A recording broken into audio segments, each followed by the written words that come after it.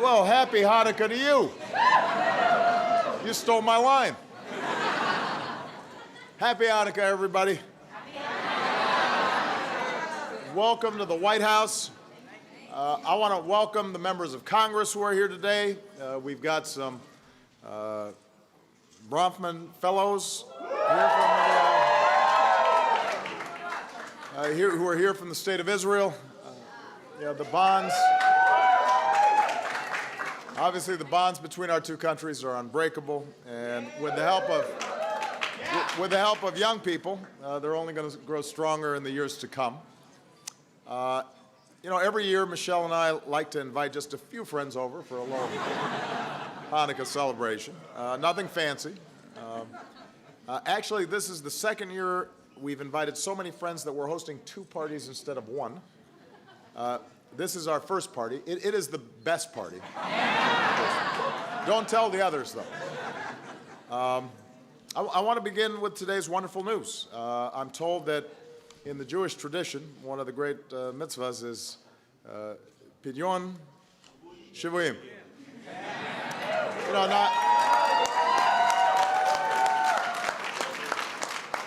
My Hebrew is not perfect, but I get points for trying. But it describes the redemption, the freeing of captives. And that's what we're celebrating today, because after being unjustly held in Cuba for more than 5 years, American Alan Gross is free.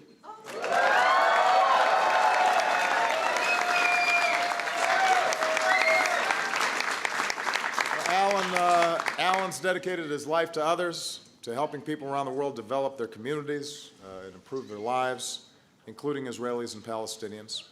He's a man of deep faith who once worked for the Jewish Federation of Greater Washington. 5 years ago, he was arrested by Cuban authorities simply for helping ordinary Cubans, including Cuba's small Jewish community, access information on the internet. And ever since, those who have loved and cared for Alan never stopped working to bring him home. Judy, his wife of 44 years, and their daughters, including his oldest daughter, who walked down the aisle without her dad on her wedding day. His mother, who passed away this year without being able to see her son one last time. His whole family, including his sister-in-law, Gwen Suarez, who joins us here today. Where's Gwen? Hey, Gwen. His rabbi, his friends, his congregation in Maryland, Am Kolel, who kept him in their prayers every Shabbat. Jewish and other faith leaders across the country and around the world, including His Holiness Pope Francis, and members of Congress and those of us in the United States government. And Alan's fought back. He spoke out from his cell. He went on a hunger strike. With his health deteriorating, his family worried he might not be able to make it out alive, but he never gave up, and we never gave up. As I explained earlier, after our many months of discussion with the Cuban government, Alan was finally released this morning on humanitarian grounds. I spoke to him on his flight. He said he was willing to interrupt his corned beef sandwich to talk to me. I told him he had mustard in his mustache. I couldn't actually see it, but needless to say, he was thrilled. He landed at Andrews in a plane marked the United States of America. He's going to be getting the medical attention that he needs. He's back where he belongs, in America, with his family, home for Hanukkah. And I can't think of a better way to mark this holiday with its message that freedom is possible than with the historic changes that I announced today in our Cuba policy, which are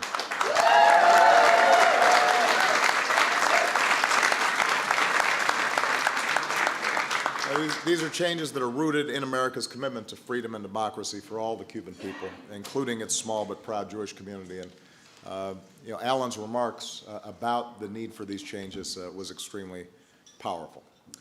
So, what brings us together is not just lox and latkes, although I have heard the latkes here are outstanding.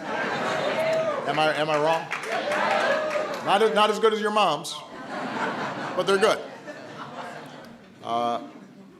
We're here to celebrate a story that took place more than 2,000 years ago. when a small group of Maccabees rose up to defeat their far more powerful oppressors. In the face of overwhelming odds, they reclaimed their city and the right to worship as they chose. And in their victory, they found there wasn't enough oil to keep the flame in their temple alive. But they lit the oil they had, and miraculously, the flame that was supposed to burn for just one night burned for 8. The Hanukkah story teaches us that our light can shine brighter than we could ever imagine with faith. And it's up to us to provide that first spark.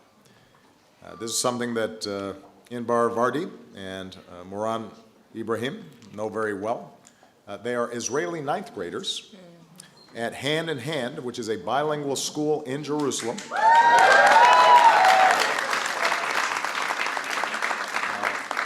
For more than a decade, it's brought Jewish and Arab children together. So Inbar is Jewish, Moran is Muslim.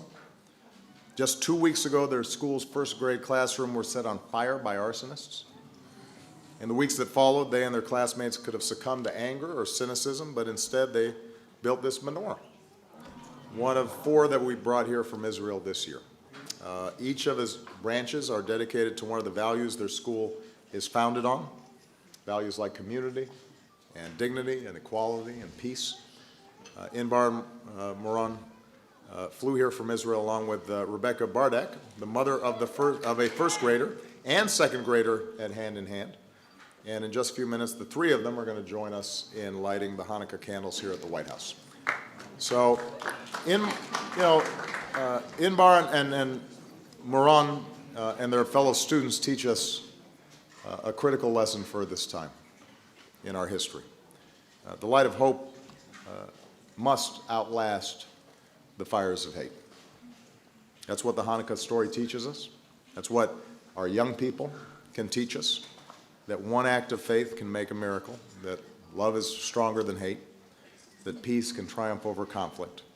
And during this Festival of Lights, let's commit ourselves to making some small miracles ourselves and then sharing them with the world.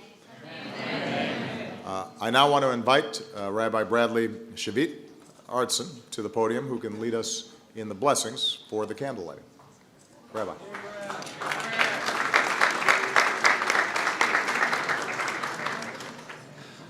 Thank you, Mr. President.